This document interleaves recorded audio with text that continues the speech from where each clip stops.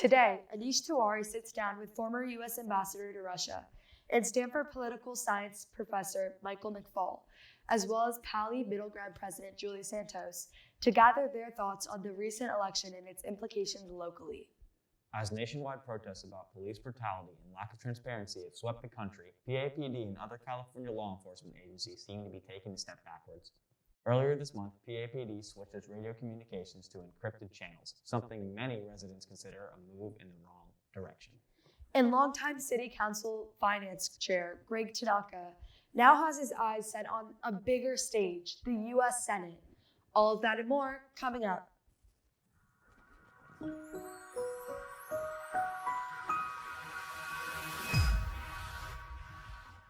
Welcome to InFocus. I'm Ellie Roth. And I'm Blake Chase. We hope you're having a great day so far, Pally.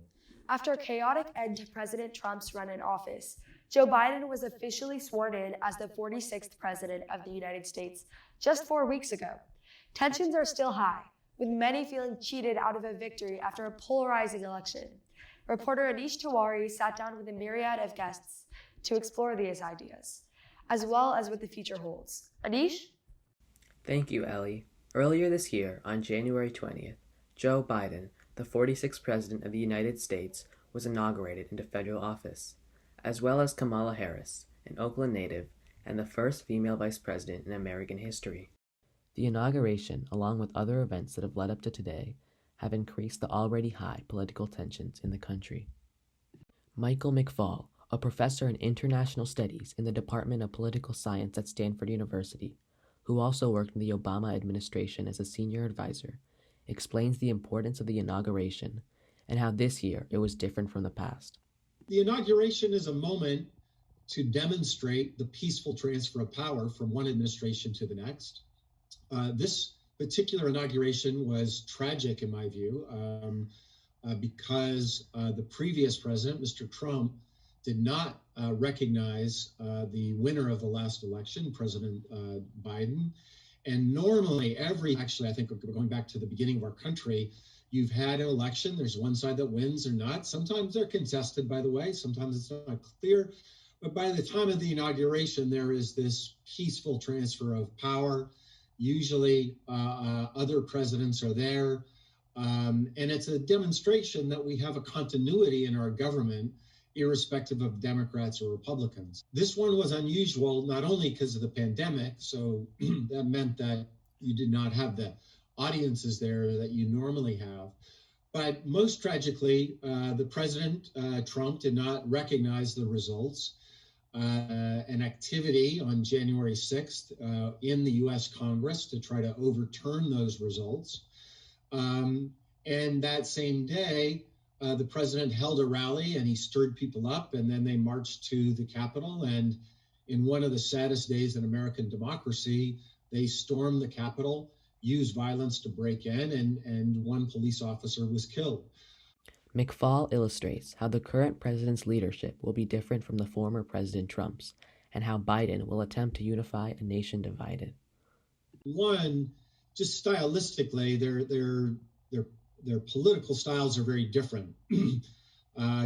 Senator Biden and then Vice President Biden, now President Biden, he spent most of his career in the Senate, which is a deliberative body that back when he was there, you tried to get along with everybody. You tried to do deals between Republicans and Democrats. And he's going to bring that attitude with respect to his opponents in the U.S. Congress, and I would say with respect to those that didn't vote for him. And if you listen to his inaugural address, it was all about unity. That was the main message that he wanted to say, that I was elected by some Americans, but I serve on behalf of all Americans. And I think that was a very important message. McFaul believes that Democrats and Republicans alike, those who believe in facts and reason, have to try to understand the other's perspective. We live in I know how Palo Alto votes. I know what the distribution of electoral preferences are here. We lean heavily Democratic.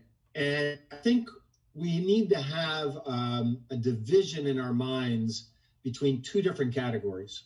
I think we need to it's right to have policy debates between liberals and conservatives or Democrats and Republicans. Hopefully we can do that civilly.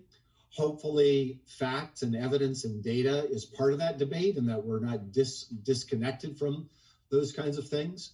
And that's right. People can have different views about those things. We don't have to agree with them, but we should at least try to understand where they come from. And I say this mostly, I say it to both sides. I'm speaking to Palo Altans, so for you all, I say listen to those that you don't normally interact with. And when I'm home in Montana, speaking to my Republican colleagues and friends and even family members, I say that to them about those of us who are Democrats. Julia Santos, a Pali senior, is the president of Middle Ground, a club that focuses on finding a middle ground between two sides of a topic that is relevant to current events.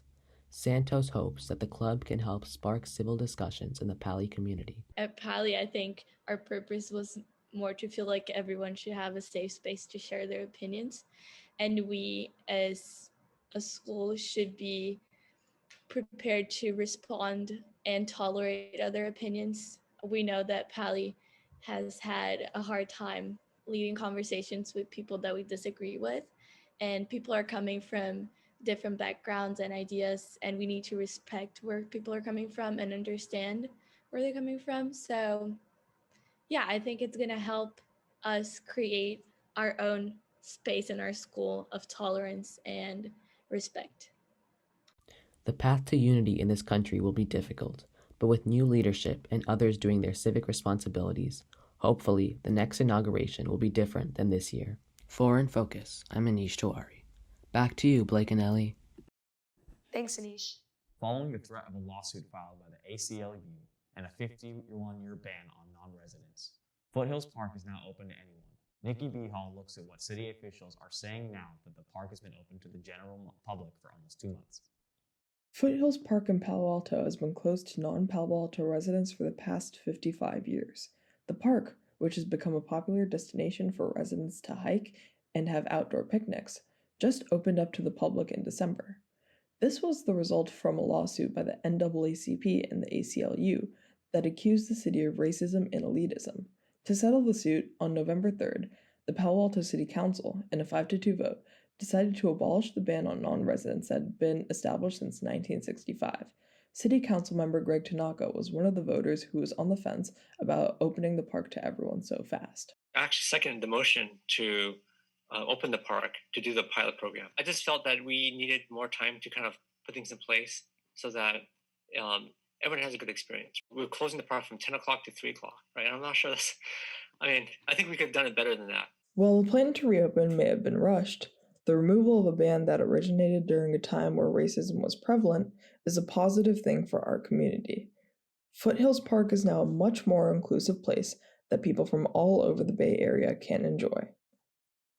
Nikki B. Hall now joins us in the studio. Nikki, in what direction do you see access to Foothills Park going? The park is currently open to the public, but the reversal of the ban has caused a lot of backlash in the Palo Alto community. The park will most likely stay open to the public, but as Councilman Tanaka said, it's going to take more time and more deliberation before anything is certain. Speaking of Councilman Tanaka, he's looking to service bigger issues now, not only in Palo Alto, but for the entire nation. Over the past few months, local governments in the United States have been trying their best to rebuild our communities to what they once were before the pandemic. Fresh off of a re-election to the Palo Alto City Council, Greg Tanaka has been one of the individuals that has been trying to get us back to where we once were. So I think we need to take care of the people here, right? That's to me, it's really important. There's a perception that everyone here in Palo Alto is rich, and it's okay to jack up the fees like crazy. And I think this has to do with representation as well, right? I think I'm the only council member with kids in the school district. It's kind of weird because I think families with kids in the school district is the dominant demographic in Palo Alto. That's why most people, I think, move to Palo Alto is for the schools. And yet you look at council, of the 7 members, there's only one with kids in the school district, and that's me, right? A lot of other people there are so rich they don't need to work anymore.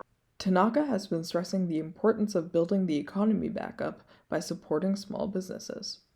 I think we have to have a strong economy. I think that's really important. I'm a small business owner too, so I have incredible sympathy for that. This is also why I push for the parklets, right, for the California Avenue and University Avenue. It's also why I push for small business grants, because as a small business owner, I know how hard it is. crazy hard right now.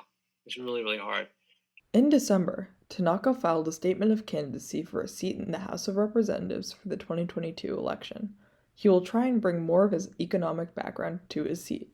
There are a lot of people who approached me after the November election, and so running for Congress is not something that I've been thinking about. That's not one of my grand plans.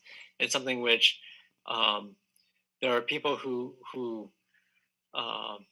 really would like me to represent them in Congress. I think people who look at my business background and they figure that I'm the one that's kind of pushing for that, right? And there's other people, right, who say, well, we have too many jobs here. We want to get rid of jobs in our area. I think having plentiful employment opportunities in the area to me is essential. I know there's some people out here, especially retired people, like, we don't want jobs here. We don't need jobs here. I have a lot of money saved outside. We don't need jobs. But I think for the average folk, I think people want jobs, right? I think people want employment, right? We want a lot of high-paying jobs in the area. Why not? Why would we not want that, right? Tanaka shows that before change happens on a national level, there needs to be change on a local level. As Palo Alto, along with the rest of the world, try and rebuild, the importance of local government has become more and more clear. For InFocus, I'm Nikki Bahal. Still to come, police departments across the state encrypt radio communications. A controversial move by the University of California. And how COVID-19 has impacted college admissions. Don't go anywhere, Pally. We'll be back right after the break.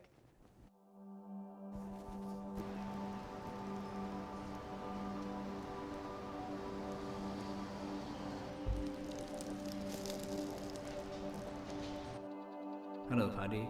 Welcome to KPOYK News. I'm David Wei.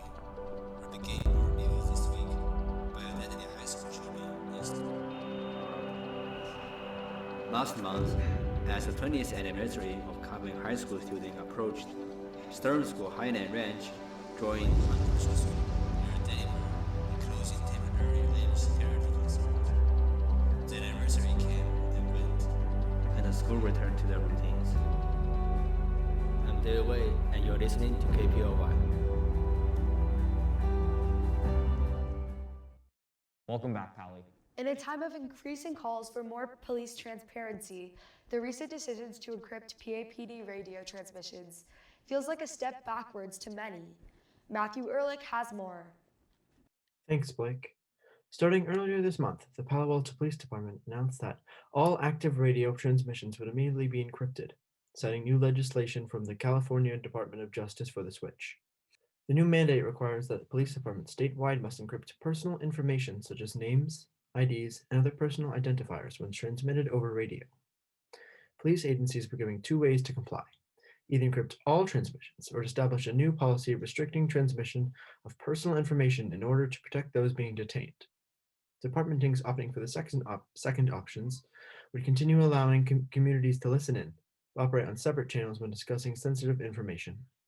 The Palo Alto Police Department isn't the first department to take this route in the area.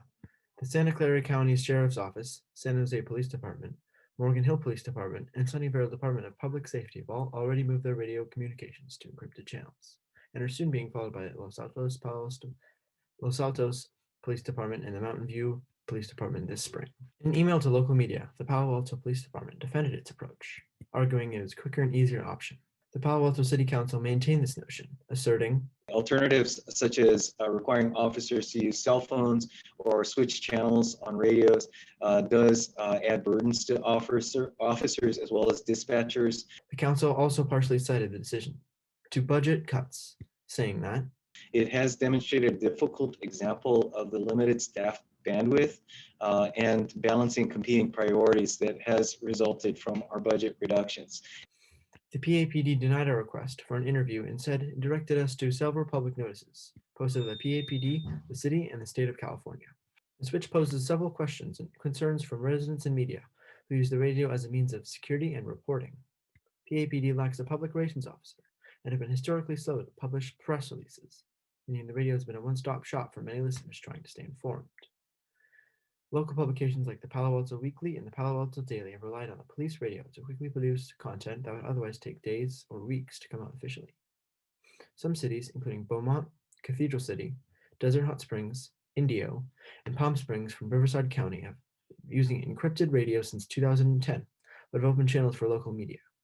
The Palo Alto Police Department has not responded to requests like this. All of this comes at an especially startling time as protests sweep the nation, partially in the name of increased police transparency.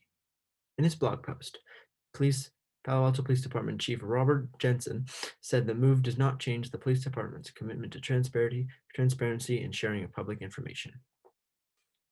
Some community members contend the shift is a positive one, pointing to a string of break-ins around the city. Criminals listening could operate around the information provided, making it easier to get away with crimes. The city council backed from these same ideas over their meeting, saying, and could compromise safety of our police personnel. And as such, at this point, city residents on local media platforms like Nextdoor have expressed frustration over the number of official reported cases versus what they have heard listening in on the radio and firsthand experiences. How the change will affect these numbers is yet to be seen. Today we're joined by Matthew Ehrlich in the studio. Matthew, when does this radio encryption go into full effect? The order went into effect last month on January 5th. As of right now, we're still waiting to see if the city is willing to open up channels to local media. But until then, you can expect your paper to be a little bit thinner in the morning. Back to you, Ellie. Thanks, Matthew. After being quietly purchased by the regents of the University of California, the governing body for the UC system, it appears the San Francisco Institute of Art's troubles aren't over yet. Covering the story is our own Stella Essenmacher. That's right, Ellie. In October of 2020, the UC system took over the $19.7 million debt of the San Francisco Institute of Art. To pay off this debt, the university is considering selling their Diego Rivera mural. Pelley's art history teacher, Ms. LaFeitra, explains why the mural is significant. That one is about making art, which is so cool and so perfect for the Art Institute. The thing about murals is that they are open to more people. They are usually open to the public. You don't have to go into a museum to see them. So it really is a medium for the common person. LaFeitra questions the San Francisco Institute of Art's intention with selling their mural. I think that if the Art Institute does that, they're selling their soul. That maybe it's how desperate they are, but that is just an outrageous idea to take a mural that someone's put and that really fits where it is and sell it for someone else just to make money. And especially since Diego Rivera, the last thing he was thinking of when he was creating his art was making money. It was more about connecting with people.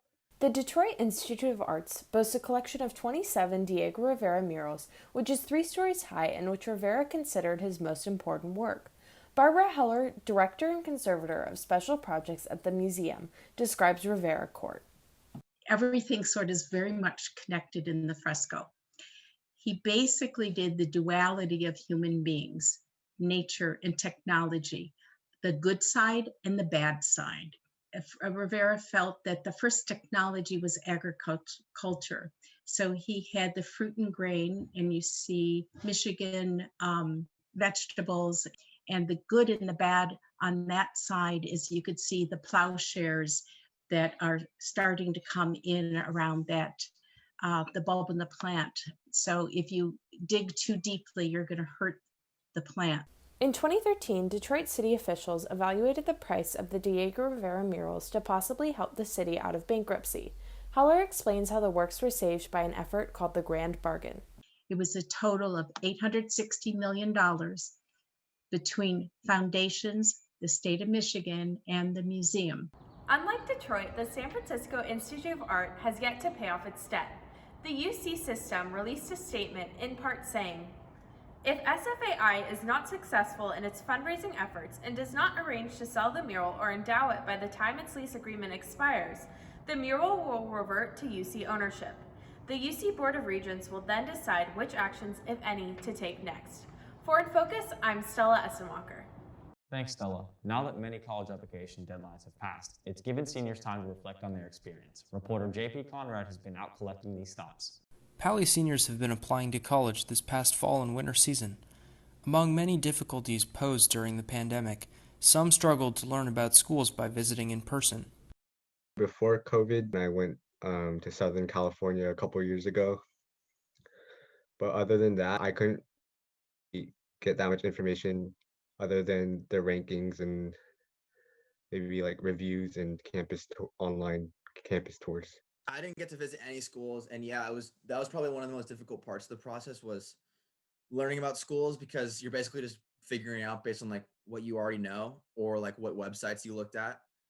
I mean, I definitely think that the schools I applied to, based on the research I've done, would be good fits, but it's obviously hard to really get the sense unless you go there. In a chaotic year, it wasn't easy, but seniors made do how they could. The current circumstances make it more difficult, but I actually thought I got through it pretty well. I mean, I didn't really feel like there was anything that I was unable to do. I had a lot of plans to do some stuff in my senior year that I couldn't put on my application, but I feel like the stuff that I did was helpful enough. Here's how some Pally students describe the process. So first, I had to see which colleges interested me the most, and most of the colleges that I applied to were based on how good their ranking for my major was. I had to brainstorm some ideas for their supplements, and many of the supplements were kind of similar, so I didn't have to write as much as I thought. There were some components that I wasn't expecting. Like one school that I applied to, you have to like submit a video of yourself. One school had like a friend write a recommendation, which was pretty cool. One school did like an over-the-phone interview. Senior Anthony Haw had his own unique experience applying to United States military academies. In that process, I was forced to take a medical, prepare and take a physical exam, take several interviews with the school or with a congresswoman, and then on top of that, write essays. Congresswoman Eshoo, in our case, or our senators, the two senators in California. So they want an essay and they want rec letters from two of your teachers, and they want all your stats, which include your high school transcript and your SAT scores. And so they're able to pick the amount of people that they want to interview, and through the interview pool, they pick a select amount of people that will be nominated. Well, the physical testing is a lot of push-ups, sit-ups, and a lot of running. And that took me around 4 months to get ready for that. There's about a 6-hour screening process as far as your medical, and it makes sure that you're going to be able to withstand the physical difficulty of being in the military. It's not an easy process for everyone, but Pally students had some advice from their experiences. All your hard work throughout high school and like extracurriculars and sports paying off. Like, you know that you've done most of the work already and you're just trying to get across the finish line. What was really helpful for me was to talk to my older brother and to talk to other people who've already gone through the process. I was able to talk to many of my friends who are going through a process at the same time. Just try to be honest and be genuine. For essays, write about things you're passionate about and really put the experiences that you really like the most. But I think it's important to just enjoy the time that you have and taking your mind off of college essays and college applications. After I applied to my last college, I felt like a sigh of relief, and I'm looking forward to looking at the results of many other college decisions. I feel good just to have it behind me, and I'm just looking forward to seeing what it brings. Obviously the results are going to be what they're going to be, but so I think I have a good attitude about it, and I'm excited to see what my applications bring. Good luck to all Vikings applying to colleges and universities this year. For InFocus, I'm JP Conrad. Thanks, JP. Another byproduct of COVID-19 has been the lack of Pally sports this year.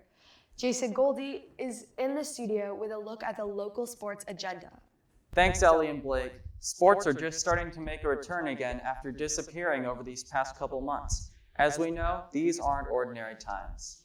Until recently, the Pally Stadium has been silent, the fields closed, gates locked, dugouts abandoned, and the pool empty. However, with the stay-at-home order recently lifted, athletes have begun to resume outdoor practices. Athletic Director Nelson Gifford spoke with InFocus about new protocols in place to protect both athletes and staff.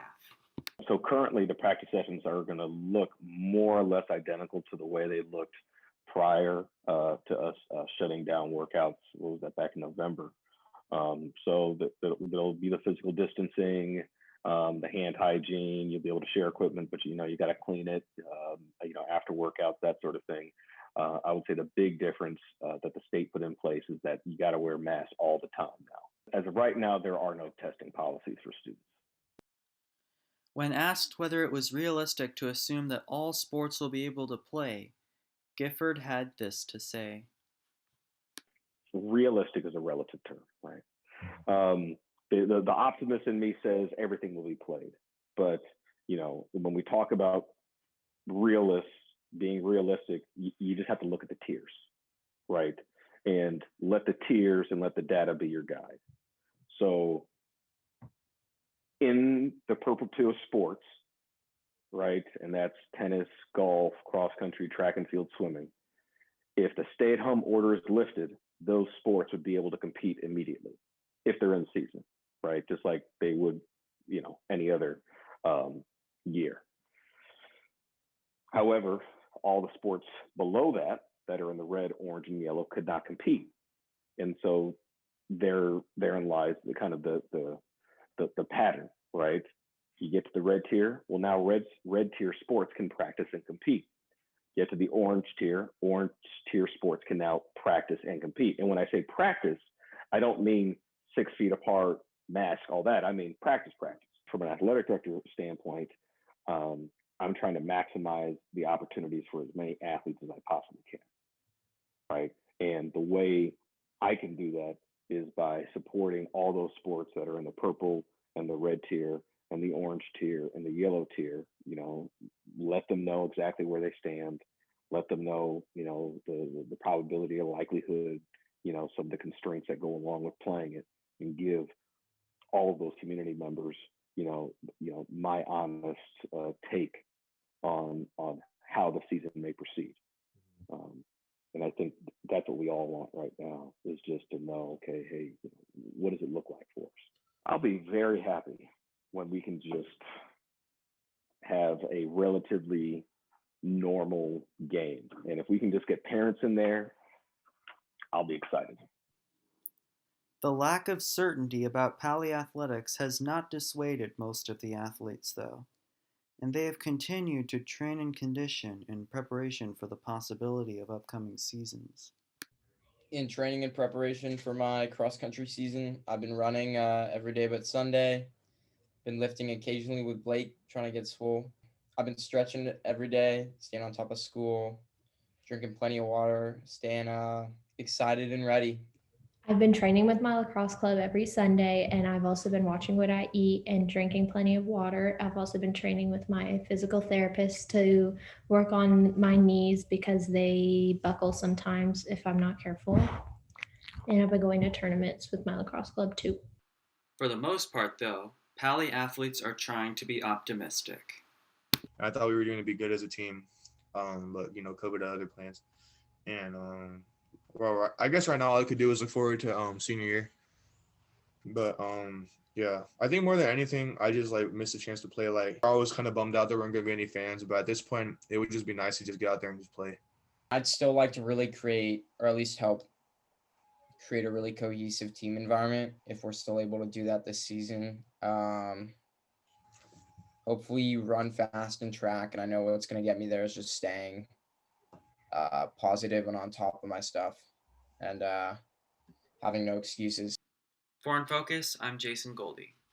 Not only have local sports ground to a halt, but national and international ones too. Originally set for 2020, the postponed Tokyo Olympics are now set to start in July, but the event continues to face speed bumps as the date pulls closer. Rumors have swirled for months that the games may be canceled. Japanese officials deny this, insisting they will go on as scheduled. Just last week, Yoshiro Mori, the head of the organizing committee, resigned after derogatory comments he made about women sparked international backlash. The rollout of a COVID-19 vaccine, a critical step to ensure the games go on, has been slow in Japan, primarily due to a lack of volunteers and dry ice. The first doses of the vaccine are scheduled to be administered in Japan at the end of February, and the country will need to deliver nearly 1 million shots a day if it wants to cover the majority of the population before the Olympics start. How this all plays out in the coming months is anybody's guess. That does it for sports. Let's kick it back over to the main desk. Thanks, Jason. That does it for today's show. Be sure to check out our website, subscribe to our YouTube to watch previous content, follow us on Instagram to engage with our content, and Twitter for updates and breaking news. Until next time, I'm Ellie Roth. And I'm Blake Chase, and this has been In Focus. Stay safe, Vikings.